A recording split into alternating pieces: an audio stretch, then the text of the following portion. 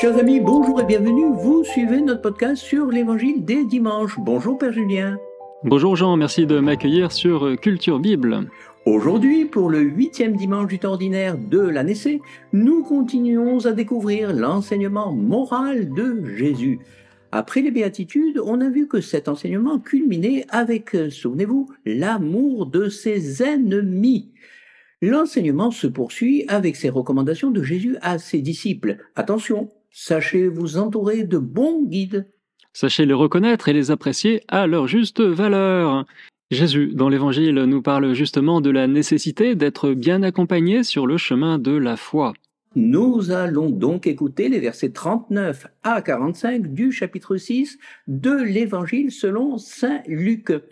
En ce temps-là, Jésus disait à ses disciples en parabole, « Un aveugle peut-il guider un autre aveugle?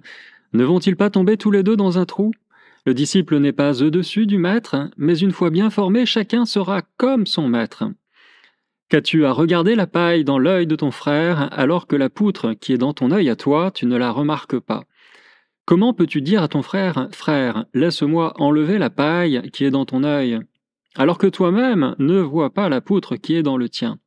Hypocrite, enlève d'abord la poutre de ton œil, alors tu verras clair pour enlever la paille qui est dans l'œil de ton frère.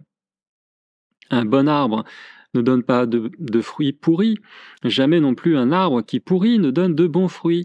Chaque arbre, en effet, se reconnaît à son fruit. On ne cueille pas des figues sur des épines, on ne vendange pas non plus du raisin sur des ronces. L'homme bon tire le bien du trésor de son cœur qui est bon, et l'homme mauvais tire le mal de son cœur qui est mauvais, car ce que dit la bouche, c'est ce qui déborde du cœur. » Et le passage que nous lisons est composé de divers éléments disséminés chez Matthieu par plusieurs chapitres, mais rassemblés ici par Luc. Luc les a réunis, mais dans quel but? Quel est donc le fil conducteur? Eh bien, on a trois petites paraboles. Il y a la parabole des guides aveugles, celle de la paille et de la poutre, et enfin celle de l'arbre et de ses fruits. L'ensemble trouve son unité si on le conçoit comme un appel à se choisir de bons guides, parce qu'un aveugle, dit Jésus, ne peut pas conduire d'autres aveugles. Ah, tout à fait. Alors, quelles sont les caractéristiques d'un bon guide? D'abord, le bon guide, c'est quelqu'un d'exercé. Il connaît le chemin, il sait où il va, il n'est pas un aveugle guidant d'autres aveugles. Il a déjà parcouru lui-même ce chemin. Il en connaît les aspérités, les dangers et les obstacles. D'accord, c'est un chemin difficile, mais ce chemin est aussi bien délimité par les Saintes Écritures et par la tradition de l'Église. Jésus précise que ce chemin est parfois parcouru par des gens qui n'y voient rien. En effet, on peut être aveugle si on a une paille ou une poutre en travers de l'œil. Alors, une question. Jésus fait-il allusion à quelque chose de particulier avec cette paille et cette poutre? Oui, avoir comme mission d'éclairer les disciples sur le chemin de la foi, leur faire prendre conscience de leurs limites, de cette paille qui les empêche de voir clairement, eh bien ça demande d'être exigeant envers soi-même. Il ne faut pas être hypocrite quand on a la mission d'éclairer les autres. Et c'était justement la mission des pharisiens. Avec la loi et ses nombreux préceptes, eh bien, les pharisiens étaient capables de juger de tout et de rien, de discerner ce qui était bien et ce qui était mal, d'enlever ou de laisser cette fameuse paille dans l'œil de leur prochain. Eh bien, ma foi, c'était quoi le problème au juste? Le problème, c'est que cet outil extraordinaire qu'était la loi pouvait devenir pour les détenteurs de la loi, c'est-à-dire les pharisiens et les docteurs de la loi, un moyen d'enfermer la population dans un véritable carcan. La loi était bonne, mais mal interprétée ou interprétée de façon trop rigide, elle pouvait être un terrible esclavage. Cette poutre plantée dans les yeux des responsables religieux au temps de Jésus, c'était ce désir malsain de se servir de la loi à des fins tout à fait personnelles ou pour affirmer un pouvoir, une autorité. Jésus est aussi très pragmatique. Il dit à ses disciples, « Vous reconnaîtrez le bon guide à ses fruits. » Un bon arbre ne donne pas de fruits pourris, dit Jésus. Et Jésus peut conclure avec un exemple. La parole, ce que nous disons, reflète parfaitement l'état de notre âme. Ce que dit la bouche, dit Jésus, c'est ce qui déborde du cœur. Et pour en revenir à votre expérience, Père Julien, être bien accompagné par des guides qui tiennent la route, est-ce encore possible? Oui, bien sûr.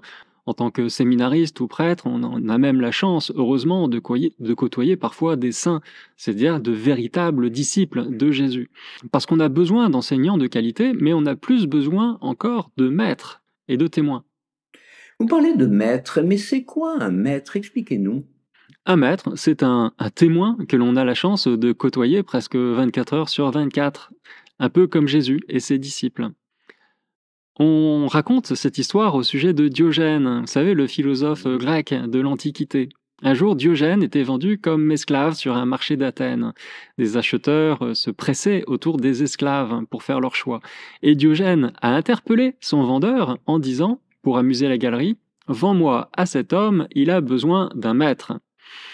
Il ne savait pas si bien dire parce que son nouveau propriétaire l'employa comme maître, c'est-à-dire comme précepteur pour ses enfants.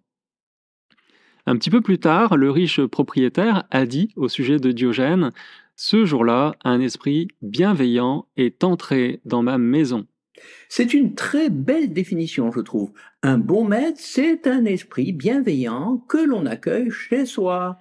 Et il faut bien se rendre compte que dans la culture juive, au temps de Jésus, la plupart des juifs pieux cherchaient aussi un maître, et un maître spirituel.